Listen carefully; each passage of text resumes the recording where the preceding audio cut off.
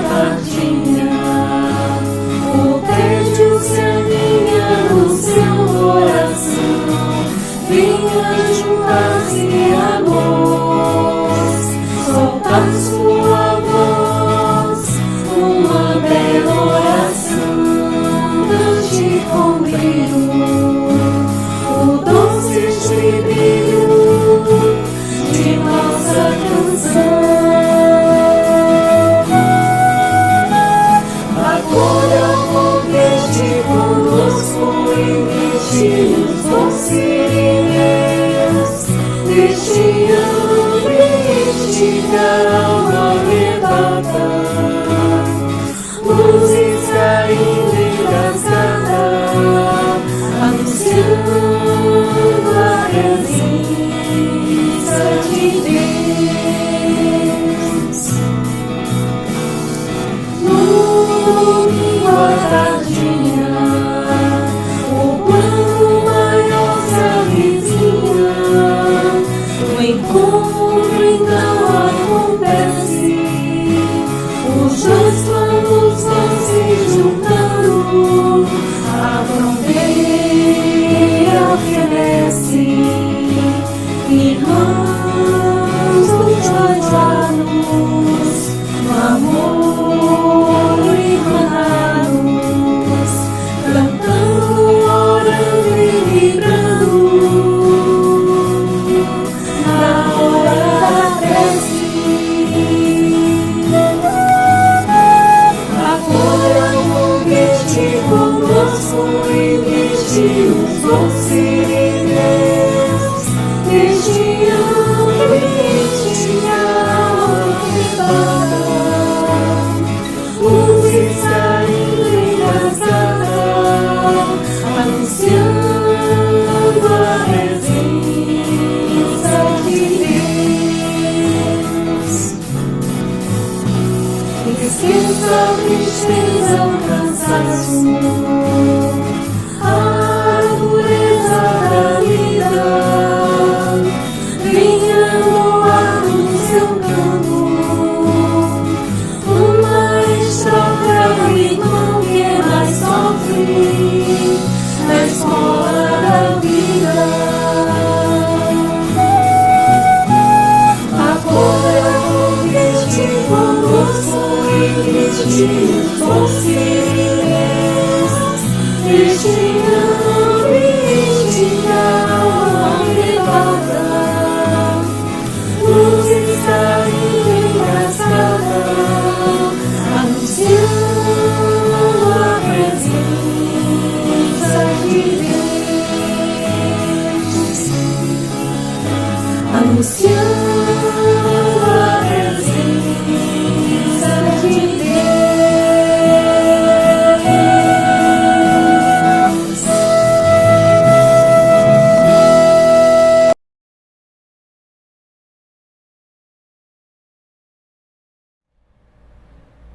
Boa noite a todos, sejam bem-vindos a mais um momento da Hora da Prece.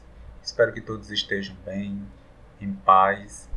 Quero aproveitar a oportunidade, nesse segundo encontro da Hora da Prece do ano de 2022 para desejar um excelente ano, um ano de muita paz, de muita saúde, e de muito sucesso nos projetos de cada um, e que a gente aproveite este ano para estar fazendo reflexões em cima dos ensinamentos do Cristo, e que a gente possa fazer dessas reflexões e desses ensinamentos que a gente recebe momentos que a gente possa se transformar como ser humano, como seres humanos, como espíritos eternos que somos, para que a gente possa tornar esse mundo um pouquinho melhor a cada dia. Então, vamos dar início à hora da prece. Eu vou começar fazendo a prece inicial, e aí posteriormente a gente lê uma mensagem para a gente fazer uma reflexão para dar continuidade a este momento. Tá bom? Então, neste momento, quem quiser e se sentir à vontade pode fechar os olhos e vamos serenar nossas mentes, agradecer, colocar o sentimento de gratidão em ação, agradecer por mais uma oportunidade de estarmos aqui, de chegarmos até este momento, por tudo que já caminhamos e por todo o aprendizado, por todo o processo, né, por todas as boas coisas que recebemos e as ruins também, né, as coisas não tão boas assim, vamos dizer, mas que nos fizeram nos fortalecer e nos ajudaram a nos transformar, né, nos ajudaram a refletir para que a gente pudesse melhorar a cada dia. Então a gente pede à espiritualidade amiga, ao Divino Mestre Jesus, que possa abençoar este momento, derramando bênçãos, né, sobre cada um de nós, para que a gente possa estar com nossas mentes, nossos corações abertos para receber cada reflexão que vai ser trazida na noite de hoje, e que essa reflexão, né, esses ensinamentos, eles possam ser internalizados e possam ser postos em ação na nossa caminhada, né, em particular nesse novo ano aí que estamos iniciando, né, esse ano de 2022. Então que a espiritualidade amiga nos ampare, nos assista sempre, para que a gente continue, né, a perseverar na nossa caminhada. Então, Divino Mestre amado, te pedimos permissão para darmos início ao momento da hora da prece, e permanece conosco agora e sempre, que assim seja. Bom, eu trago uma mensagem hoje, a 146 do livro Pão Nosso, né, pelo Espírito Emmanuel, de Chico Xavier. É a mensagem intitulada Seguir a Verdade. Ela é baseada em uma passagem que está lá em Efésios, capítulo 4, versículo 15, em que Paulo diz assim: Antes, seguindo a verdade em caridade, cresçamos em tudo naquele que é a cabeça, Cristo. Porque a verdade participa, igualmente, da condição relativa. Inúmeros pensadores enveredam pelo negativismo absoluto, convertendo o materialismo em zona de extrema perturbação intelectual. Como interpretar a verdade se ela parece tão esquiva aos métodos de apreciação comum? Alardeando superioridade, o cientista oficioso assevera que o real não vai além das formas organizadas, à maneira do fanático que só admite revelação divina nos círculos dos dogmas que abraça. Paulo, no entanto, oferece indicação proveitosa aos que desejam penetrar o domínio do mais alto conhecimento. É necessário seguir a verdade em caridade, sem o propósito de encarcerá-la na gaiola da definição limitada. Convertamos em amor os ensinamentos nobres recebidos. Verdade somada com caridade apresenta o progresso espiritual por resultante do esforço. Sem que atendamos a semelhante imperativo, seremos surpreendidos por vigorosos obstáculos no caminho da sublimação. Necessitamos crescer em tudo o que a experiência nos ofereça de útil e belo para a eternidade, com o Cristo, mas não conseguiremos a realização sem transformarmos diariamente a pequena parcela de verdade possuída por nós em amor aos semelhantes. A compreensão pede realidade, tanto quanto a realidade pede compreensão. Sejamos, pois, verdadeiros, mas sejamos bons. Essa é uma mensagem muito interessante e que eu acho que ela traz uma mensagem muito clara, né, que a gente deve seguir a verdade, é o título da mensagem, né, seguir a verdade, mas que eu acho que tem uma frase-chave aqui nessa mensagem, que é o seguir a verdade com caridade, né?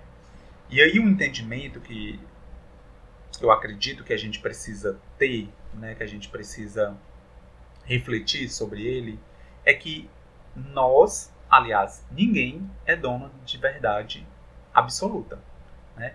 Então, tudo no mundo existe uma certa realidade, verdade relativa, né? Porque o que é verdade para mim, às vezes não é verdade para o outro. Porque, como é até colocado aqui, né, cada um a gente deve aproveitar muito bem, né, cada parcela de conhecimento, né, de verdade que a gente detém, né, e isso em prol dos semelhantes. E aí, a quantidade de verdade que eu recebo, às vezes ela é diferente do irmão ali, que tem outras oportunidades, né, que tem uma caminhada diferente. Então, a mensagem ela vem trazendo essa verdade, né, que a gente deve seguir a verdade com caridade, é nesse sentido da compreensão, que a gente deve buscar essa verdade, a gente deve, né, ter esse entendimento de uma parcela da verdade que ela não é absoluta, né, porque a cada momento a própria ciência ela funciona dessa maneira, né, se descobre uma coisa e daqui a pouco esse conhecimento ele amplia e aí aquilo ele já não é uma verdade absoluta, porque tem mais coisas ali a ser descobertas, né, e assim também é com as verdades divinas, né, a gente não está preparado ainda para saber tudo, então o que a gente sabe é uma parcela pequenininha. E aí a gente deve usar essa parcela de verdade que a gente detém, né, sem violentar a consciência alheia, né, que é aquela ideia de que eu não preciso impor verdade alguma para ninguém. O que na verdade a gente deve fazer, né, quando ele coloca essa questão de verdade com caridade, é que a gente some essas verdades, né? E aí aquilo que é verdade para mim e que às vezes nem sempre que o outro coloca para mim é verdade, mas que eu some aquilo, o que é que tem de bom daquilo que o outro está me oferecendo como verdade? O que aquilo pode me contribuir para que eu possa trazer isso como verdade? Então é importante que a gente some essas verdades e não que a gente busque segregar, que a gente busque impor verdades, né? Então acredito que essa é a mensagem principal, é a mensagem subliminar, vamos dizer, dessa passagem, né, que ele traz aqui, até quando ele coloca no final, sejamos, pois, verdadeiros, mas que sejamos bons. E aí ser bons é bons em sua plenitude, né, de respeitar, né, de auxiliar, né, de fazer a caridade, não só aquela material, mas as caridades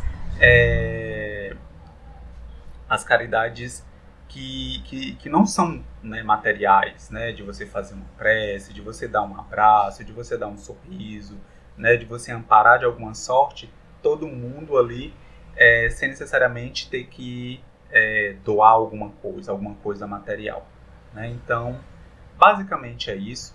Eu espero que todos aí possam ter um excelente ano, né, que todos possam aproveitar bem esse momento da hora da prece no dia de hoje e que todos possam aí ficar em paz, em harmonia, né, e aproveitem a noite de hoje, certo?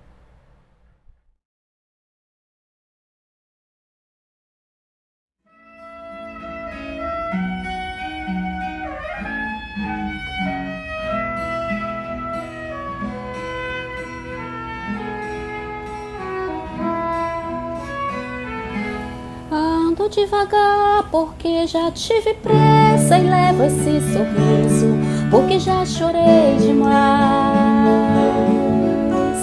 Hoje me sinto mais forte, mais feliz. Quem sabe eu só levo a certeza de que muito pouco eu sei ou nada sei. Conhecer as manhas e as manhãs, o sabor das massas e das maçãs. É preciso amor pra poder pulsar, é preciso paz pra poder sorrir, é preciso a chuva para florir. Penso que cumprir a vida seja simplesmente compreender a marcha e tocando em frente. Como um velho boiadeiro levando a boiada, eu vou tocando os dias, pela longa estrada eu vou, estrada eu sou. Conhecer as manhas e as manhãs, o sabor das massas e das maçãs. É preciso amor pra poder pulsar, é preciso paz pra poder sorrir, é preciso a chuva para florir. Todo mundo ama um dia, todo mundo chora um dia, a gente chega, no outro vai embora. Cada um de nós compõe a sua própria história e cada ser em si carrega o dom de ser capaz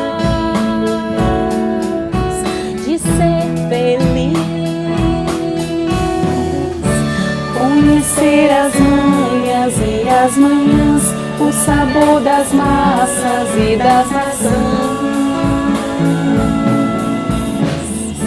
É preciso amor para poder pulsar, é preciso paz para poder sorrir, é preciso a chuva para florir.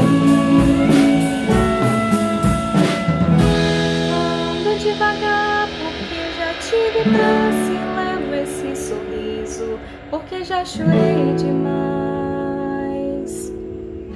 Cada um de nós compõe a sua própria história e cada ser em si carrega o dom de ser capaz de ser feliz.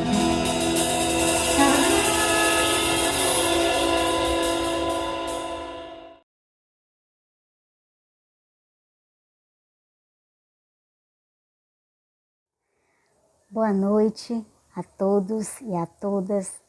É com muita alegria estar aqui novamente, trazendo o Evangelho de Jesus para que a gente inicie o ano refletindo sobre seus ensinamentos, que é o nosso direcionamento para a nossa evolução moral. E o Evangelho de hoje, da Hora da Prece, é o capítulo 17, Sedes Perfeitos. É a primeira lição das instruções dos Espíritos, o dever. Então vamos analisar, refletir sobre o que essa lição vai nos trazer no nosso momento de hoje. O dever é a obrigação moral diante de si mesmo primeiro e dos outros em seguida. O dever é a lei da vida. Ele se encontra nos mais ínfimos detalhes, assim como nos atos elevados. Não quero falar aqui senão do dever moral e não daquele que as profissões impõem. Na ordem dos sentimentos, o dever é muito difícil de ser cumprido, porque se acha em antagonismo com as seduções do interesse e do coração. Suas vitórias não têm testemunhos e suas derrotas não têm repressão.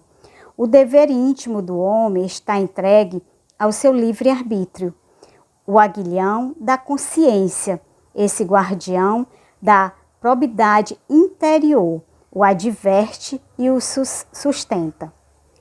Mas permanece frequentemente impotente diante do sofisma da paixão. O dever do coração, fielmente observado, eleva o homem, mas esse dever, como precisá-lo? Onde começa ele? Onde se detém? O dever começa precisamente no ponto em que ameaçais a felicidade ou a tranquilidade do nosso próximo. Termina no limite que não gostariais de ver ultrapassado em relação a vós mesmos. Deus criou todos os homens iguais para a dor, pequenos ou grandes, ignorantes ou esclarecidos, sofrem pelas mesmas causas, a fim de que cada um julgue judiciosamente o mal que pode fazer. O mesmo critério não existe para o bem, infinitamente mais variado em suas expressões. A igualdade diante da dor é uma sublime previdência de Deus, que quer que seus filhos, instruídos pela experiência comum, não cometam mal argumentando com a ignorância dos seus efeitos. O dever é o resumo prático de todas as especulações morais. É uma bravura da alma que afronta as angústias da luta.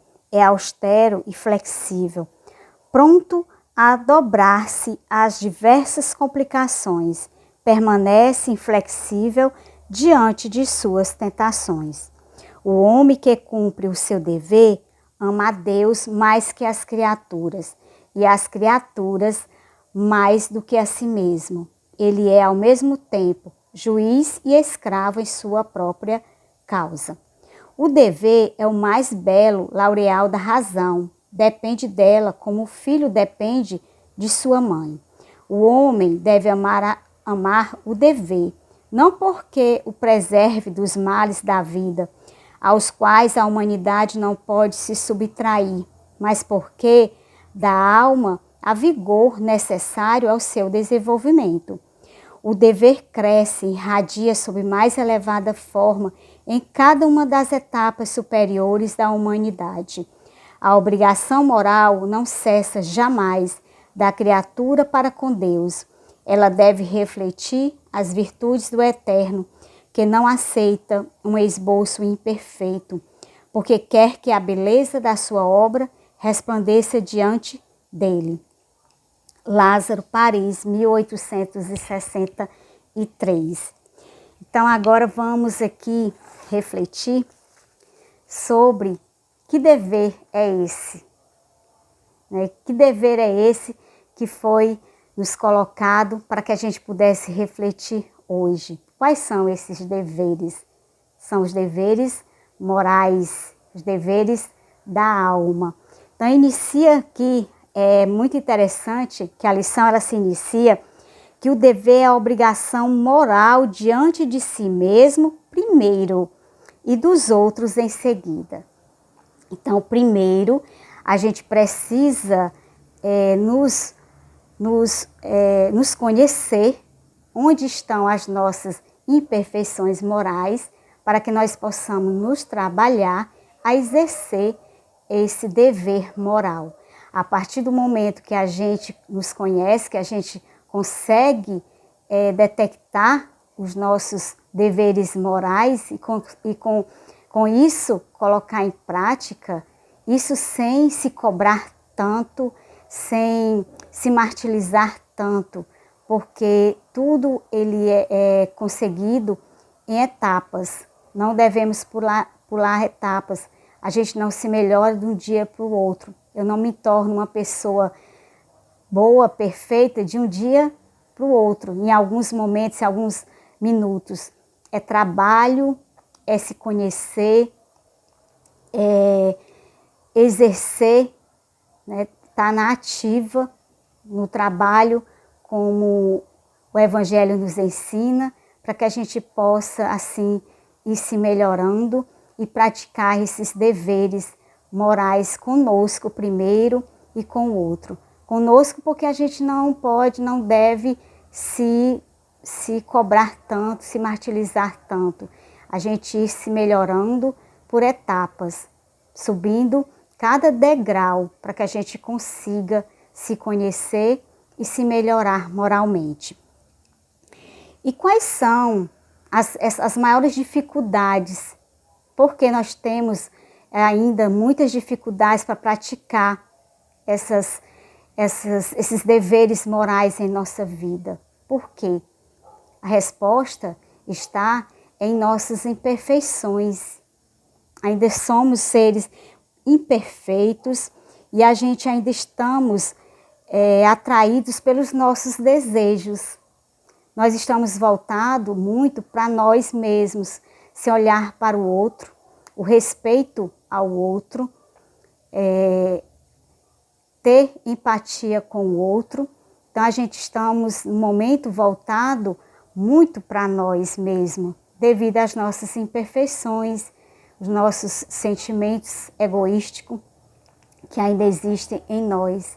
Então a maior dificuldade da gente exercer esses deveres morais é devido às nossas imperfeições e nossos desejos que existem em nós e que a gente está muito focado em nós mesmos, ou então naqueles dos nossos, que está próximo a nós, e esquecemos da humanidade em geral, que todos somos irmãos, ver o outro como um irmão, ter esse sentimento.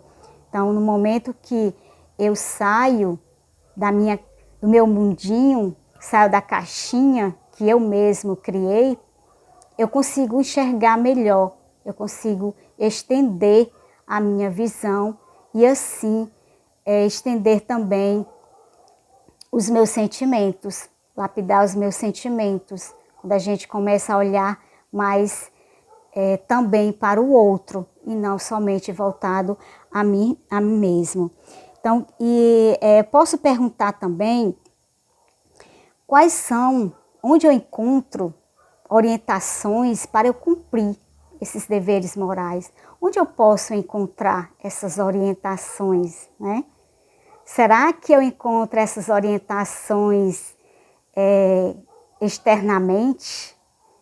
Encontro essas orientações apenas convivendo, apenas trabalhando? Como eu detecto que eu não estou agindo de forma legal com o outro? Como eu vou detectar isso? Que orientações eu posso ter? Gente, as orientações vão estar em nossa consciência. Ela é quem vai nos mostrar que a determinada atitude, ação não está sendo legal. Então, a nossa consciência é quem vai nos mostrar, vai sinalizar que esse não é o caminho, que esse não é o dever correto com o próximo. E tem outro também muito importante, além da consciência, que a consciência é o nosso ser, é o interno, é o que eu sou, que vai me sinalizar minhas atitudes. E a outra orientação é o Evangelho de Jesus. O Evangelho de Jesus, ele vai sim nos orientar a como a gente deve proceder, como a gente deve seguir com as nossas ações e atitudes. Então, no Evangelho de Jesus vai estar lá todos todos expressa a expressão das leis de Deus. Está expressa as leis de Deus, que é as nossas diretrizes para que a gente consiga chegar a praticar os deveres da alma. Não é isso? Então, é uma dica, e isso é importante que a gente coloque em mente. Então, a nossa consciência e o Evangelho de Cristo é quem vai nos orientar, certo? Outra perguntinha, outra que eu posso me fazer, os deveres, quem vai me impor esses deveres? Né? Então, os deveres sociais, profissionais, os deveres legais, né? Eles são impostos pela sociedade e a gente precisa praticar, obedecer esses deveres. Quando a gente não exerce esses deveres, nós somos penalizados. Isso falando nas leis dos homens. Nós somos penalizados. E quando esses deveres morais, quem vai nos penalizar? É o que eu falei anteriormente. Quem vai nos penalizar é a nossa consciência. E nós temos o livre-arbítrio. Todos temos o livre-arbítrio. Aí você já não vai ser penalizado por algo externo, por ninguém, por uma legislação, ou por o seu patrão, pelo seu chefe, pelo alguém da sua família, não. Aí vai ser você consigo mesmo. É a sua consciência quem vai lhe penalizar. E aí essa não tem como fugir. Não tem como mascarar, porque esse sentimento está em minha consciência. Então, que a gente analise, reflita sobre os nossos deveres e não fique focada apenas em nossos direitos. Temos direitos e temos os deveres, mas para ter direito precisamos exercer e praticar os nossos deveres com o outro, conosco e, consequentemente, quando a gente pratica esse dever conosco e com o outro, estamos também praticando com Deus, nosso Pai Criador. Então, era isso que eu gostaria de deixar hoje, essa lição, para refletirmos, para iniciarmos a exercer esses deveres morais. É uma caminhada, que a gente tenha calma, paciência, tranquilidade conosco E quando a gente não conseguir, não tem problema. O importante é que você conseguiu enxergar que não conseguiu exercer, não conseguiu cumprir o seu dever, mas só em você enxergar, ter a consciência e mudar. Mudar, porque o caminho é esse. É que a gente cai, mas às vezes isso faz parte das nossas imperfeições. O importante é não se acomodar, é se melhorar, é trabalhar, é estudar e praticar o bem aos nossos irmãos, aos outros. Então, que Deus abençoe a cada um de vocês, que tenhamos um ano com muitas alegrias, com oportunidades, com desafios, que sejamos fortes para vivenciar todos esses momentos. Estejamos todos unidos, mesmo em pensamentos, para que tenhamos um ano mais leve e tranquilo. Que Deus abençoe a todos e até o próximo encontro.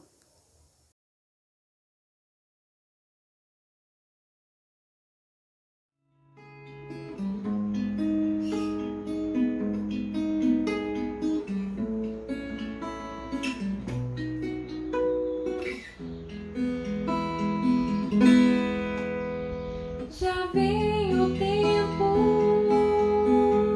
e ouviremos um chamado quando o mundo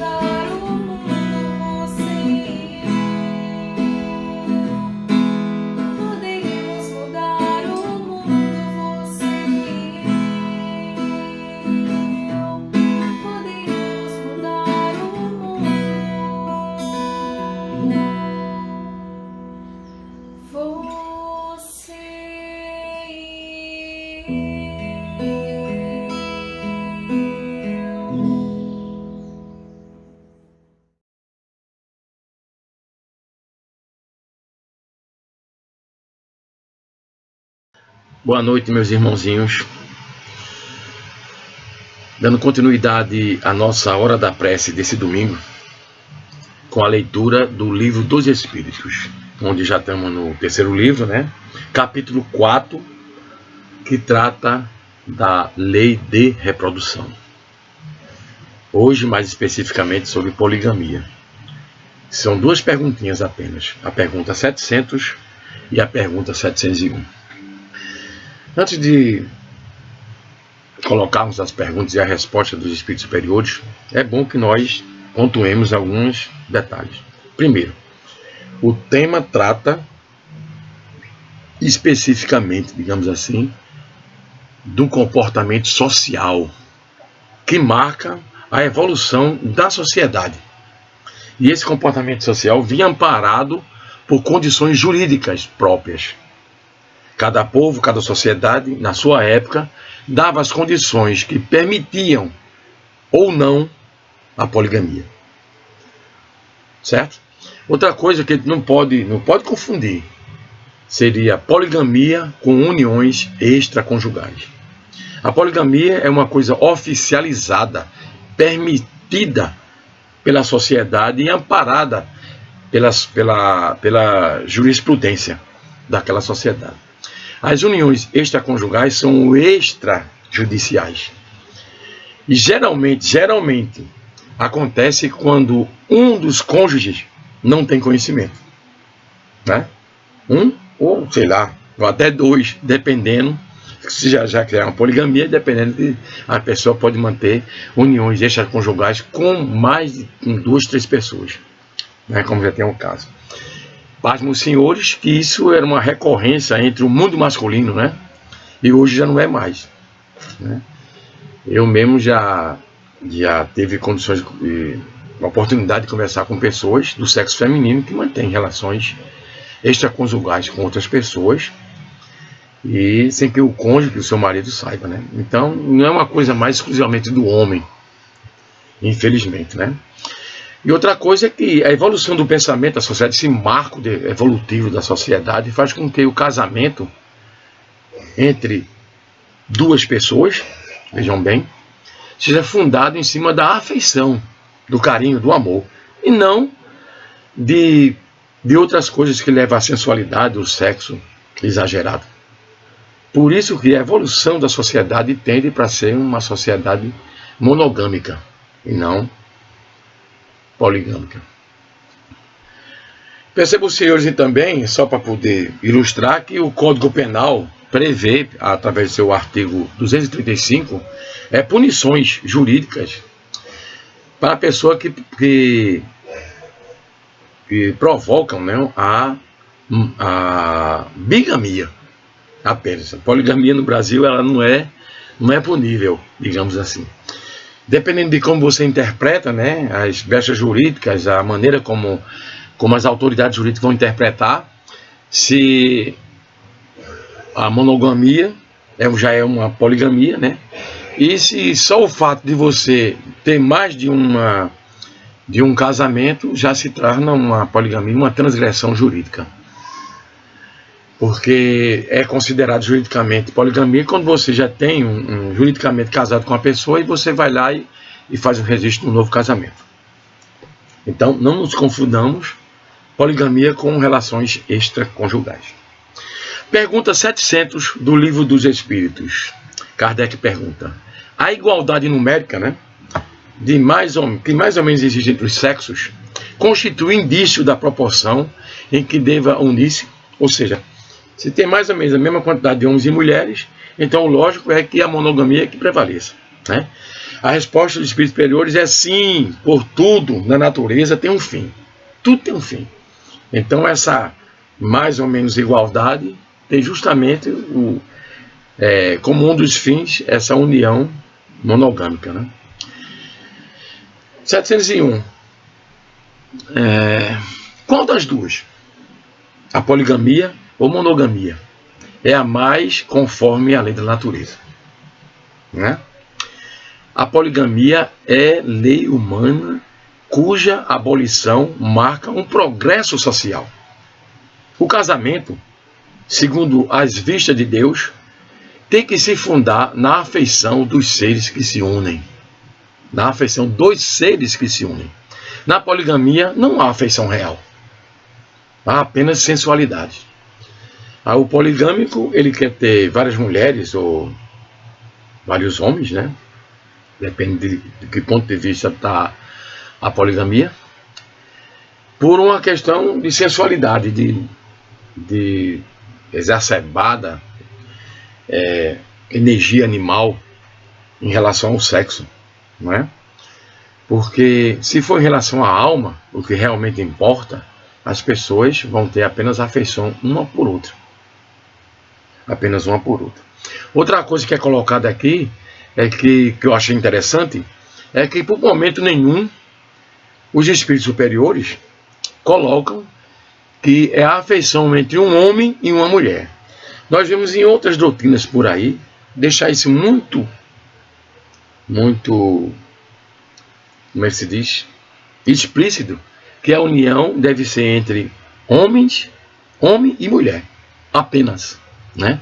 Mas na resposta da pergunta dos espíritos superiores, o casamento, segundo a vista de Deus, tem que se fundar na afeição dos seres que se unem, dois seres que se unem, né? Então é muito mais transcendente, é muito mais na frente da sociedade de 160 anos atrás. Tanto é que a consideração de Kardec leva isso assim de maneira mais específica, não mais abrangente. E por isso então que nós sabemos que hoje em dia a nossa sociedade contemporânea existe outros tipos de uniões, né? Que não seja apenas entre homem e uma mulher.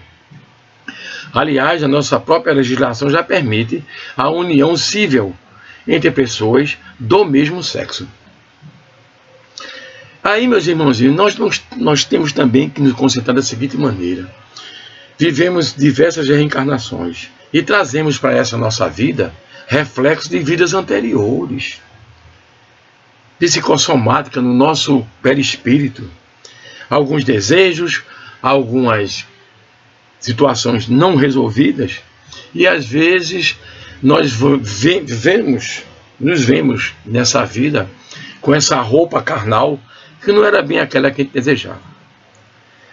Então, inevitavelmente, as pessoas vão se sentir atraídas, vão ter uma maior assim, afeição por pessoas do mesmo sexo. E somos nós, os espíritas, vagando por esse mundo de expiação para duvidar dos desígnios divinos, né? Tudo tem um propósito na nossa vida e tudo tem um aprendizado para que a gente possa aprender, né? Digamos assim, desculpa a redundância. Então, a união entre duas pessoas, o marco da evolução da sociedade está justamente nas pessoas se afeiçoarem uma pelas outras apenas, e não ter uma poligamia de ser aberto para que você tenha diversas esposas ou maridos, digamos, dependendo da sociedade que você esteja, e sim para que você, com a afeição que vem da alma, se liga a outra pessoa. E se essa afeição foi tão forte, se vocês forem do sexo diferente numa encarnação passada e serem do mesmo sexo agora, né? Então, meus irmãozinhos, o casamento, segundo a vista de Deus, tem que se fundar na afeição dos seres que se unem. Dos seres que se unem. Essa é a evolução do pensamento da sociedade. O que quer dizer que no futuro as pessoas vão se unir apenas pela afeição da alma, né? Umas pelas outras, apenas pela afeição da alma. A consideração que Kardec faz, né? Baseado naquilo que ele tinha naquela época, né? Do seu pensamento da época, e talvez não fosse tão transcendente como era dos espíritos superiores. Ele faz a seguinte consideração: se a poligamia fosse conforme a lei da natureza, devera ter possibilitado se tornasse tornar-se universal, o que seria materialmente impossível, dada a igualdade numérica do sexo. Ora, se houvesse muitas poligamias, alguém ia ficar sem ter o parceiro para se casar, né? Evidentemente que hoje nós temos outros relacionamentos, outros tipos de casamento, digamos assim, né? Que não era só esse que imaginava Kardec na sua época, e que de uma maneira ou de outra a natureza faz com que isso aí tenha também o seu equilíbrio, né?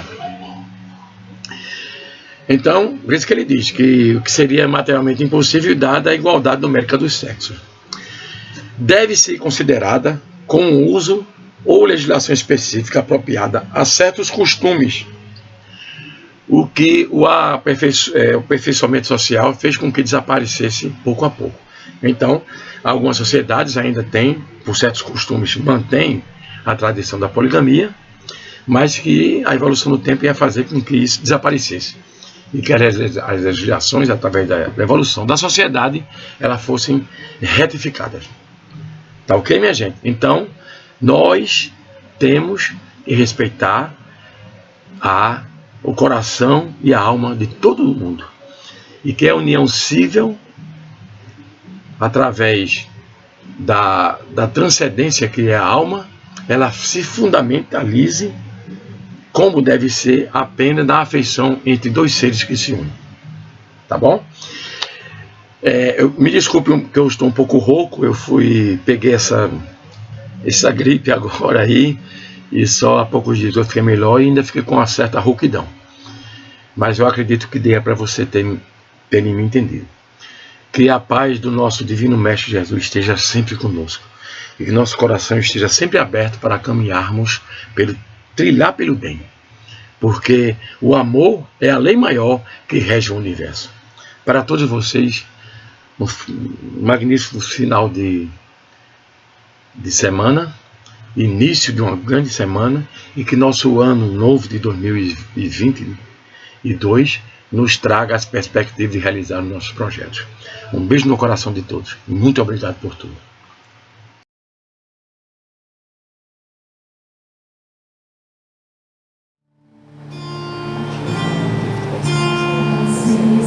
Fico a pensar em você me faz sentir no peito a paz, tua voz tão doce nunca ouvi, mas eu sinto tua palavra ecoar em meu peito, quando andavas pelo mundo afora, tu semeaste a semente do amor.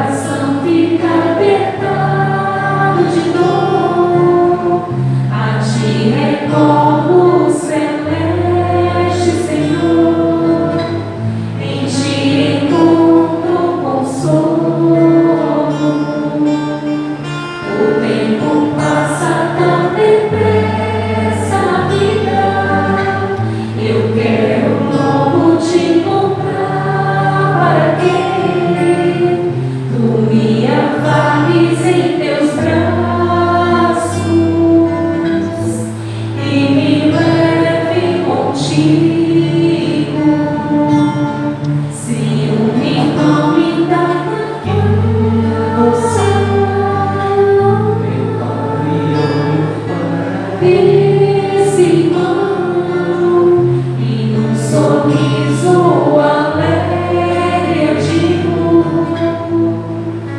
é Jesus, é Jesus, é Jesus.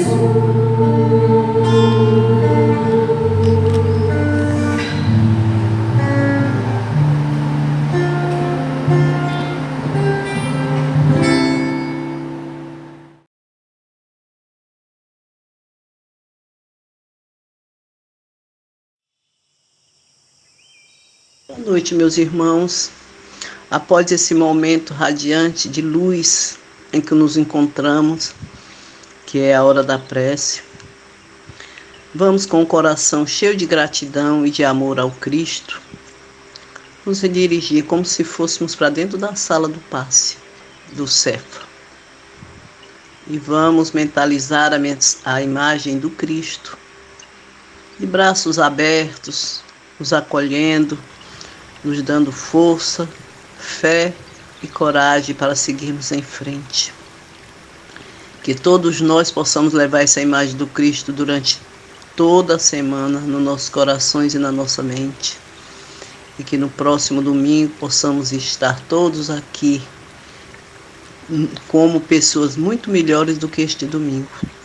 Porque a nossa cura, meus irmãos, depende unicamente de nós. E um dos meios para nos curarmos é a nossa reforma. É fazendo o bem, é fazendo a caridade, é nos tornarmos pessoas melhores. É isso que nos cura. É sermos do bem, trabalhar pelo próximo, ajudar, amparar e socorrer quem precisa.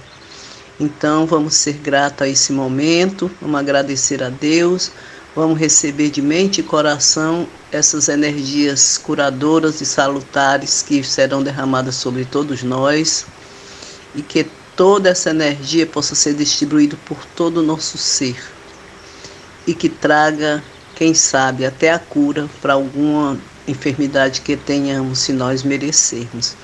Porém, meus irmãos, a nossa cura está na nossa reforma, em procurarmos ser melhor a cada dia, com nossos pensamentos no bem e no amor. Que Deus abençoe a todos vocês e tenham uma linda semana, que assim seja. Também distribua essa energia e esse amor a quem encontrar pelo caminho para aliviar dores dos nossos irmãos, ok? Que Deus abençoe a todos vocês, que assim seja e boa noite, minhas irmãs.